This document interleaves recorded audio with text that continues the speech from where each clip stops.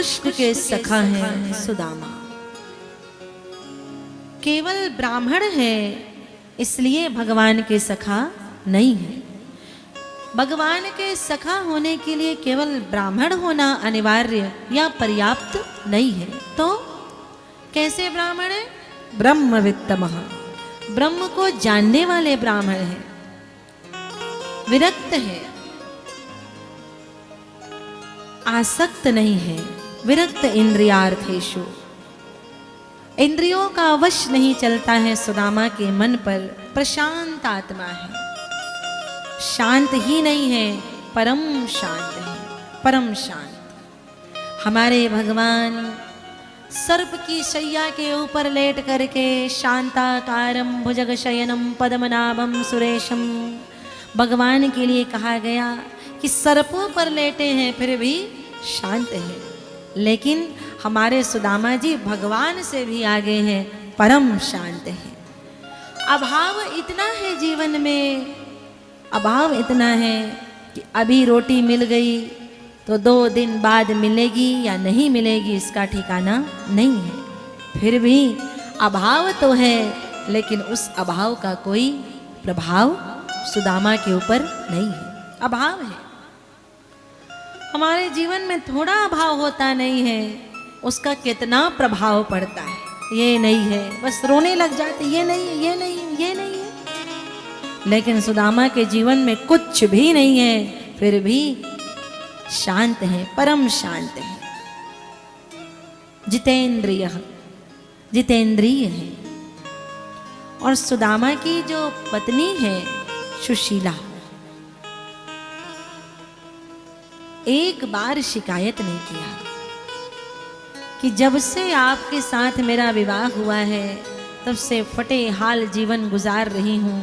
एक बार नहीं कहा, जैसा पाती हूँ वस्त्र पहनती हूँ, कभी भोजन मिलता है कभी नहीं मिलता है, नहीं कहा। क्योंकि सुशीला जानती है ये सुदामा है। सुदामा का अर्थ ही है, दाम का अर्थ है रस्सी। रस्सी सुदामा की कहाँ बंधी है? तो श्री कृष्ण के चरणों में सुदामा की रस्सी बंधी है, डोरी वहीं बंधी है। तो सुशीला जानती आज नहीं तो कल, कल नहीं तो परसों, परसों नहीं तो बरसों सुख तो आएगा, क्योंकि मेरे पति की डोरी तो कृष्ण के चरणों में बंधी है। तो शिकायत नहीं करती। और धीरे धीरे सुदामा की गृहस्थी में छोटे छोटे बालक हो गए।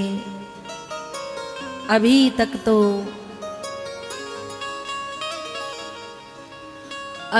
तो सुदामा सुशीला गरीबी का निर्वहन कर लिए, लेकिन धीरे से जब छोटे छोटे बालक हो गए तो सुशीला से अपने बच्चों की दशा देखी नहीं जाती। बच्चों के पास ठीक से वस्त्र नहीं है, ठीक से भोजन नहीं है, कम से कम ये मूलभूत वस्तुएं तो हो, भोजन तो हो, वस्त्र तो हो। और सुशीला एक दिन दुखी मन से अपने पति से कहती है, न जाने गोविंद कब सुनेंगे। सुदामा चुप है, बताते नहीं हैं कि कृष्ण मेरे मित्र हैं। सुदामा सोचते हैं मैं बता दूंगा तो सुशीला कहेगी जाओ कुछ मांगने। सुदामा बताते नहीं हैं कि द्वारिकाधीश कृष्ण मेरे मित्र हैं। धीरे धीरे बच्चों का जीवन भूख से रुदन करते हुए, क्रंदन करते हुए बालक बड़े होते जा रहे हैं। एक दिन बच्चे मैया का आंचल खींचने लगे, माँ भूख लगी है, कुछ दे खाने को। मैया ने कहा लाला बस अभी बनाती हूँ भोजन, थोड़ी धीरज करके बैठो। चूल्हे में आग जला दिया, आग में बर्तन मिट्टी का रख दिया और उस बर्तन में पानी डाल दी। पानी के सन्न सन्न सन्न उबलने की आवाज आ रही है। तो बच्चे चूल्हे के सामने बैठ करके टकटकी लगा करके देख रहे हैं, बस अब भोजन मिलेगा। अब मिलेगा।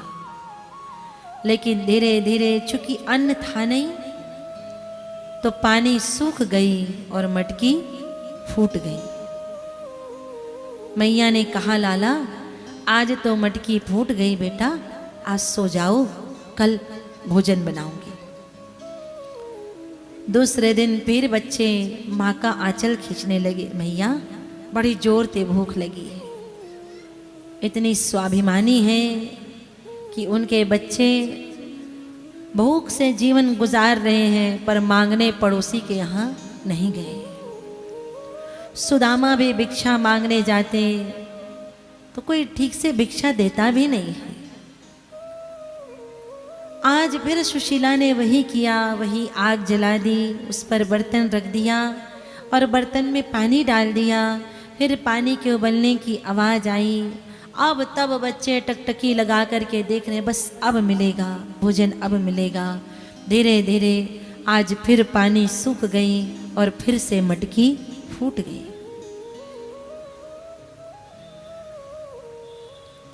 बच्चों ने कहा, मैया रोज रोज तुझसे मटकी फूट क्यों जाती है? हमारे मित्रों की माताएं भी भोजन बनाती हैं, पर उनकी मटकियां तो नहीं फूटती, तेरी मटकी क्यों फूटती है? अब सुशीला कहे तो क्या कहे, बच्चों की दुर्दशा।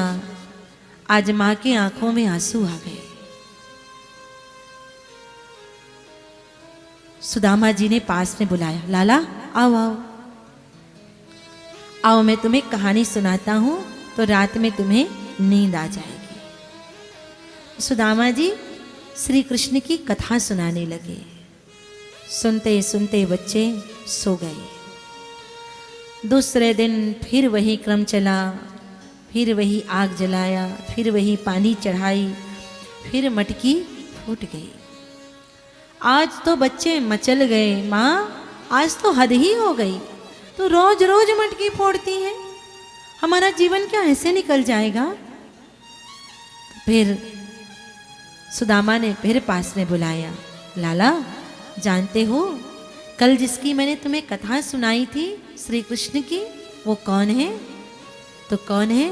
वो भगवान है। और जब तुम सो जाओगे ना तो सपने में तुम्हारे लिए वो रोटी लेकर के आएगा, सो जाओ। बच्चे इस उम्मीद से सो जाते कि सपने में कृष्ण रोटी लेकर के आएंगे। जैसे तैसे जीवन गुजर रहा था, किसी दिन मिल जाता, किसी दिन नहीं मिलता। एक दिन द्वारिकाधीश ने देखा कि सुदामा ऐसे नहीं आएगा, इसे मुझे बुलाना पड़ेगा। भगवान श्री कृष्ण स्वयं साधु का वेश बना करके सुदामा के द्वार पर चले गए। आवाज लगाने लगे साधु वेश में, भिक्षाम देहि भिक्षाम देहि। अंदर से सुशीला ने कहा, बाबा प्रणाम, हम भिक्षा नहीं दे सकते बाबा। साधु ने पूछा क्यों? तो सुशीला ने कहा, बाबा हमारे घर में सूतक लगा है। अच्छा मैया, काहे का सूतक लगा है? जन्मने या मरने का? जन्मने का है या मरने का है? बाबा जन्मने का सूतक लगा है। तो मैया किसका जन्म हुआ है, बेटी का या बेटे का? तो बाबा हमारे यहाँ गरीबी रूपी बेटी ने जन्म लिया है, इसलिए हम भिक्षा नहीं दे सकते। साधु ने कहा, मैया तेरे यहाँ गरीबी? अरे मैंने तो सुना है तेरा जो पति है वो द्वारिकाधीश का मित्र है। सुशीला ने कहा, राम राम बाबा, कैसी मजाक कर रहे हो? कहा वो द्वारिका का राजा और कहा हम भिखारी। किसी गरीब का कोई दुनिया में मित्र भी होता है, कोई सखा भी होता है। गरीब का कोई रिश्ता नाता नहीं होता बाबा, गरीब के कोई पड़ोसी नहीं होते, गरीब का कोई मित्र नहीं होता। आप कह रहे हो वो द्वारिकाधीश हमारा मित्र है? चले जाओ बाबा।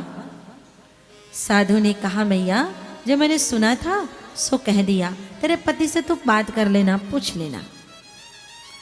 साधु चले गए, अर्थात श्री कृष्ण चले गए। सुदामा सायंकाल लौटे तो आज सुशीला ने पूछा, आज एक साधु आया था और साधु कह रहा था कि आपके मित्र द्वारिकाधीश है। सुदामा चुप हो गए, बिल्कुल हतप्रभ हो गए, क्या बोलूं मैं। सुशीला ने जब बार बार पूछा तो सुदामा ने कहा, हाँ वो कृष्ण मेरा मित्र है, लेकिन जानती हो हमारी मित्रता केवल 64 दिनों की है। हमने गुरुकुल में केवल 64 दिनों तक विद्या अध्ययन एक साथ किया है, उसके बाद हमारी कोई मित्रता नहीं है। अब तो वो मुझे भूल गया होगा, उसका भी रूप बदल गया होगा, मेरा भी रूप बदल गया है। सुशीला जिद पर अड़ गई, एक बार जाओ ना, श्री कृष्ण से मिलने एक बार जाओ, मैंने सुना है वो स्वयं भगवान है, वो आपको बहुत कुछ दे देंगे। सुदामा ने कहा, मित्र हूँ, ब्राह्मण हूँ, याचक नहीं हूँ, भिखारी नहीं हूँ जो मैं मांगने जाऊंगा। सुशीला कहती है, मांगना मत, मिलने तो जाओ। सुदामा कहते हैं, वो मेरा मित्र भी है, मेरा पड़ोसी भी, मेरा संबंधी भी है, मेरा भगवान भी है, मेरा गुरु भी है, मेरा इष्ट है। और मित्र के यहाँ, भगवान के यहाँ, गुरु के यहाँ कभी खाली हाथ नहीं जाना चाहिए। मैं क्या लेकर के जाऊंगा, मेरे पास तो कुछ है नहीं। सुशीला कहती, मैं लाती हूं। पीछे के दरवाजे से गई सुशीला, 4 घरों में जाकर के चावल मांग करके ले आई अपने पड़ोसियों से। कहती है, बहन मेरे पति जा रहे हैं द्वारिकाधीश कृष्ण से मिलने, और वहां से आएंगे ना बहुत सामान लेकर के आएंगे, और मैं तुम्हें वचन देती हूँ जब वो लेकर के आएंगे ना, मैं तुम सबको बांटूंगी। तो गरीब का पड़ोसी भी गरीब होता है। पड़ोसियों ने कहा, बहन पहले आती तो कुछ दे भी देते, अब तो केवल चावल का वो छानन बीनन बचा है, केवल छोटे छोटे टुकड़े बचे हैं। कोई बात नहीं, जो है वही दे दो। 4 मुट्ठी चावल मांगा, एक चीथड़ी सी फटी सी पोटली बना दी, बांध दी, मानो उस पोटली में ही सुशीला ने अपनी वेदनाएं लिख दी। वो जान रही थी कि मेरा पति जो है वो स्वाभिमानी है, वो मांगेगा कुछ नहीं, इसलिए चिथड़ी पोटली में अपनी भाषा से सुशीला ने समझा दिया कि उसका मित्र गरीब कितना है। सुदामा वो पोटली कांख में दबा करके अपने बच्चों को प्यार करके निकले अपनी झोपड़ी से। कुछ दूर आगे बढ़े, आंखों से आंसू बह रहे हैं। पता नहीं वो द्वारिका का राजा, वो कृष्ण मुझे पहचानेगा या ये कह देगा ये कौन गरीब ब्राह्मण है, मैं इसे नहीं जानता, तो मेरे पास तो आत्महत्या के अतिरिक्त और कोई मार्ग नहीं बचेगा। सुदामा सोचते सोचते आ रहे हैं। रात्रि हो गई तो योग माया के द्वारा कन्हैया ने सुदामा को द्वारिका में स्थापित कर दिया। रात्रि पर्यंत बीत चुका है। प्रातःकाल भुवन भास्कर सूर्य नारायण उदित हुए। चारों ओर चहल पहल की आवाज आने लगी। जाकर के राजमहल के सामने देखते ही समझ गए, हो न हो यही मेरे कृष्ण का महल है। कहा द्वारपालों से, क्या यहीं कृष्ण रहते हैं? बोले हाँ। तो जाओ उन्हें बता दो कि उनके बचपन का सखा आया है, सुदामा आया है। द्वारपालों ने सिर से पैर तक देखा ये गरीब ब्राह्मण, लेकिन तुरंत याद आया कि भैया एक बार हमने ऐसे ही ब्राह्मणों का अपमान कर दिया था, जय विजय के रूप में वो 3 जन्म के चक्कर काटने पड़े थे। इस बार जाकर के कन्हैया को बता दिया। अंदर गए द्वारपाल। इधर सुदामा के पीछे पूरी द्वारिका नगरी है। सब लोग अट्टहास कर रहे हैं, उपहास कर रहे हैं। ये फटे हाल ब्राह्मण अपने आप को कृष्ण का मित्र बताने आया है, जरूर इसका कोई बड़ा स्वार्थ होगा। लोग उपहास करने लगे। सुदामा भय के कारण वापस मुड़ गए। पता नहीं ऐसे भी वो कृष्ण भी नहीं पहचानेगा तो वापस मुड़ गए, जाने लगे। वापस होते होते द्वारिका के बीच बाजार में सुदामा पहुंच गए। इधर जाकर के द्वारपालों ने बताया, प्रभु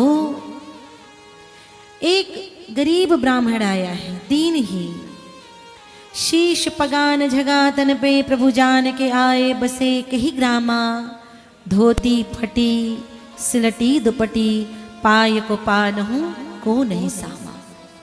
द्वार खड़ो द्विज दुर्बल एक, रहो चकिसों वसुधा अभिरामा, पूछत दीन दयाल को धाम, बतावत आपनो नाम सुदामा। सुदामा सुना। द्वारिकाधीश के साथ राजभवन में अंदर लेकर के श्री कृष्ण गए, आसीन किया।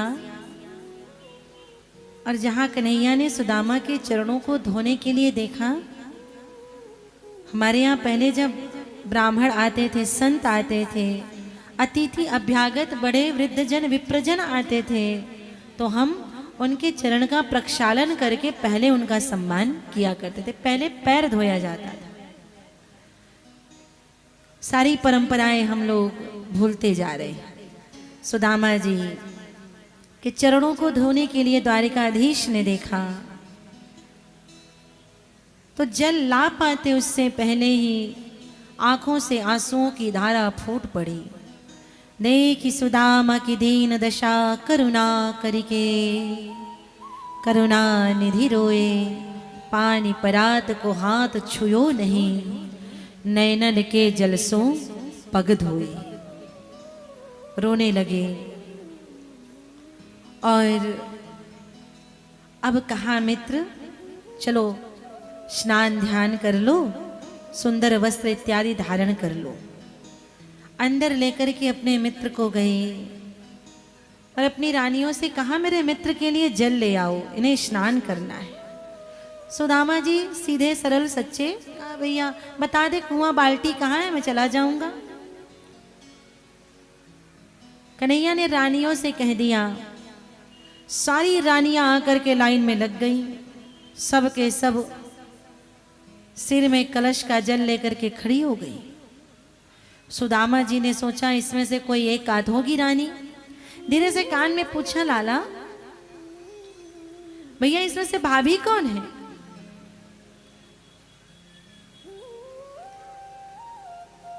कन्हैया ने कहा, अब क्या बताऊं, सारी तेरी भाभी है। सुदामा ने कहा, इतनी? फिर पूछा, कितनी है? कन्हैया ने कहा, पूछ मत, अरे बताए तो सही है कितनी। तो कन्हैया ने कहा, 16,108 ही है। सुदामा कुर्सी छोड़ भागने लगे। कन्हैया ने कहा, अरे मित्र अभी आया, अभी जा रहे हैं। सुदामा ने कहा, भैया दुबला पतला मैं ब्राह्मण, 1.5 पाव हड्डी का मेरा शरीर, और तेरी 16,108 रानी और इनके सिर पर 16,108 कलश, और इतने जल से मैं स्नान करूंगा तब तो मेरा यही गोविंदाय नमो नमः हो जाएगा। तू दया कर मुझ पर, जाने दे। कन्हैया ने कहा, बैठ बैठ, मैं प्रबंध किए देता हूँ।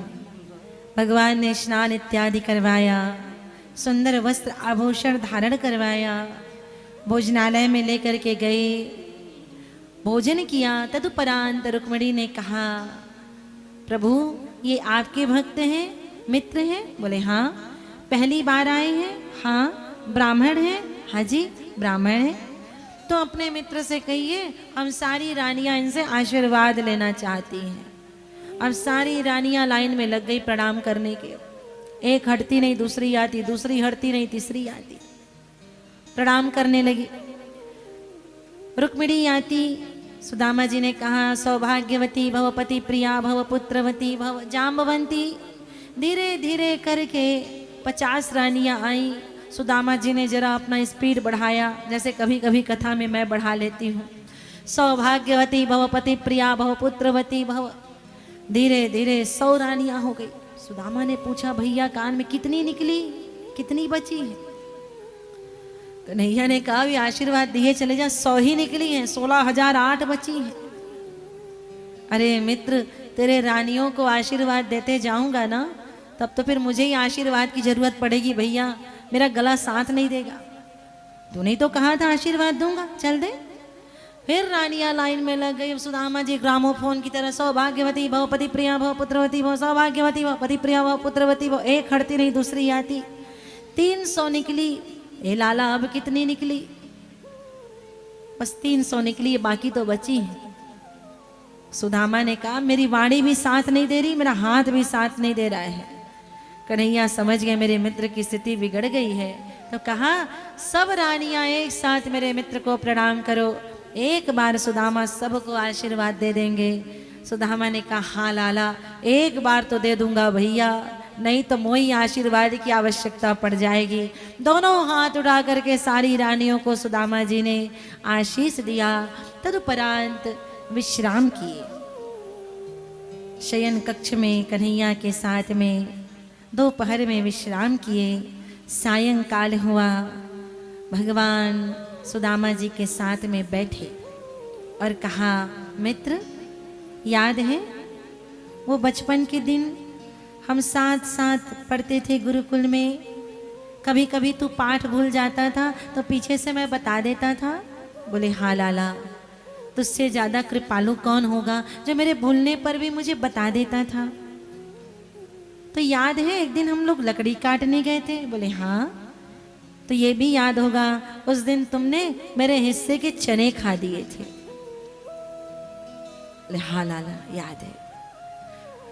श्री कृष्ण ने कहा सुदामा, उस दिन तुमने मेरे हिस्से के चने खा दिए थे, तो आज तक तुम्हारे जीवन में ये गरीबी है और आज भी वही गलती करने जा रहे हो। मेरे हिस्से का भाभी ने कुछ भेजा है, तुम मुझे दे नहीं रहे हो, कह करके कांख से वो पोटली छीन ली और जैसे ही छीनी वो चावल के दाने भूमि पर बिखर गए। और ये परमात्मा जगदीश एक एक दाने को उठा उठा करके बिन बिन करके एक मुट्ठी बना करके खाए, 2 मुट्ठी बना करके खाए। रानियां चकित होकर के देख रही हैं, ये चावल के दाने खा रहे हैं। एक मुट्ठी खा करके 1 लोक का राज्य दिया, दूसरी मुट्ठी खा करके 2 लोक का राज्य दिया। बस तीसरी मुट्ठी बना ही थे और खाने वाले थे। रुक्मिणी ने पंखा छोड़ दिया, हाथ पकड़ लिया, नहीं नहीं नहीं, अब तुम तीसरी मुट्ठी नहीं खा सकते, नहीं तीसरी भी खा लोगे तो वो कृष्ण बन जाएगा और तुम सुदामा बन जाओगे। अपने इतने विशाल वंश को लेकर के कहाँ रहोगे? रुक्मिणी ने मना किया। श्याम सुंदर ने कहा मैं ब्राह्मण को दे रहा हूँ, एक सच्चरित्र सतपात्र ब्राह्मण को दे रहा हूँ और आप मना कर रही हैं? आपके मुंह से बात अच्छी नहीं लग रही। सुदामा मन ही मन कृष्ण को प्रणाम करते हैं। लाला, मैं मिलने से पहले तुझसे डरता था, पता नहीं तू पहचानेगा या नहीं पहचानेगा। हे लाला, तो सगुण साकार प्रेम की मूर्ति है, जो मुझ अकिंचन को सबके सामने तूने अपना लिया। भगवान ने सुदामा को सब कुछ दे दिया पर बताया नहीं। सुदामा के कोष भर दिए, सुदामा का भवन बना दिया पर बताया कुछ नहीं, सुदामा को नहीं बताया। सुदामा कुछ दिन रहे द्वारिका में, जाने लगे। कहा लाला अब घर जाना है, मुझे आज्ञा दे। तो भगवान ने एक बार ये नहीं कहा कि 2-4 दिन और रुक जा, फॉर्मेलिटी के लिए भी नहीं कहा कि 2-4 दिन और रुक जा। एक काम कर, मेरा जो धोती पहना है वो उतार दे, अपना पहन ले। मेरे जो पादुकाएं तूने पहनी वो पादुकाएं उतार दे, अपना पहन ले। मेरे मुकुट छत्र ये सब उतार दे और तू चला जा। सुदामा ने कही भैया, अरे पहले बोला होता तो कम से कम धोती धो करके सुखा देता, तूने कहा नहीं तो मैंने धोया नहीं, बदबू आ रही धोती से। कोई बात नहीं, जैसी तेरी इच्छा। सुदामा वैसे ही पहन लिए जैसे आए थे और सोच रहे हैं द्वारिका का राजा मान व्यवहार में तो अच्छा दिखा भैया, खूब खातिरदारी की, लेकिन लगता है ये देने के मामले में बड़ा कमजोर है, देने वाला कुछ नहीं है। सुदामा जी सोच रहे, मैं जाऊंगा तो बच्चों से क्या कहूंगा। कह रहे हैं सुदामा, मित्र मैं घर जा रहा हूं, कुछ भाभी के लिए कहना हो। कन्हैया ने कहा ठीक है, राम राम कह के सुदामा जी को विदा कर दिया। उनके हाथ में कुछ नहीं दिया।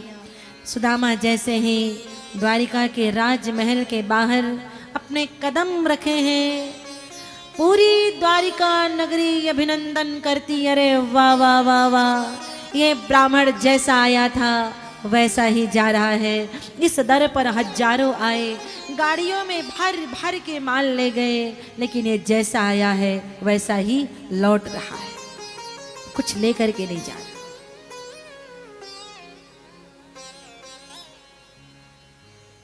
एक बार हमारे सुदामा जी का आप सभी अभिनंदन कर दें।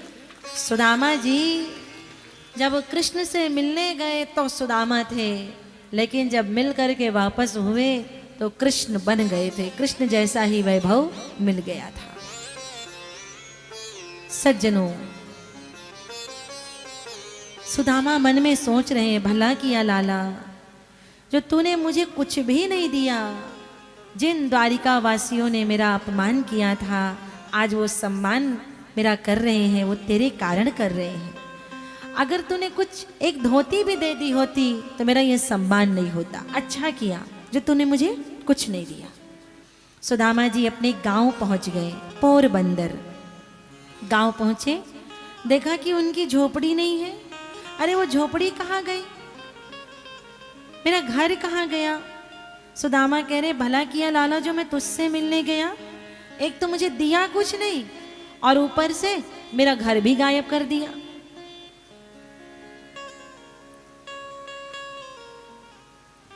सुदामा लोगों से पूछने लगे, भैया ये सुदामा का यहाँ घर था, कहाँ है। लोगों ने कहा, ए जरा अदब से सुदामा का नाम लेना। जानते हो सुदामा कौन है? राजा धीराज महाराज सुदामा है।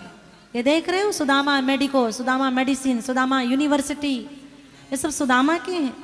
सुदामा जी बोले, भैया और कोई सुदामा होगा। वापस होने लगे। ऊपर से सुशीला देख रही थी, भागे आई, प्रणाम करने लगी। सुदामा जी पीछे हटने लगे, ये कौन स्त्री आ गई मुझे प्रणाम करे, दूर हट जा, तू कौन है। सुशीला ने कहा, अरे मैं आपकी पत्नी हूँ सुशीला। सुदामा ने कहा, सुशीला मैं द्वारिका क्या गया, तू तो ओवरऑल चेंज हो गई। मैं इधर निकला, तू तो बिल्कुल एकदम चेंज हो गई। सुशीला तेरी क्या है लीला, सुशीला तेरी क्या है लीला, तेरे सिर पर दो दो चुटीला और लाल साड़ी में बॉर्डर पीला, ओवरऑल एकदम चेंज हो गई तू तो। सुशीला ने कहा, ये सब आपके मित्र ने दिया है। सुदामा ने कहा, नहीं नहीं मैं नहीं मानता। अरे जिसने रास्ते में खाने के लिए 2 रोटी तक नहीं दी, वो इतना कुछ देगा, ये मैं नहीं मानता। सुशीला अंदर लेकर के गई और सब बताया, ये आपके मित्र की कृपा है, द्वारिकाधीश की कृपा है। भगवान ने सुशीला को, सुदामा को सब दे दिया।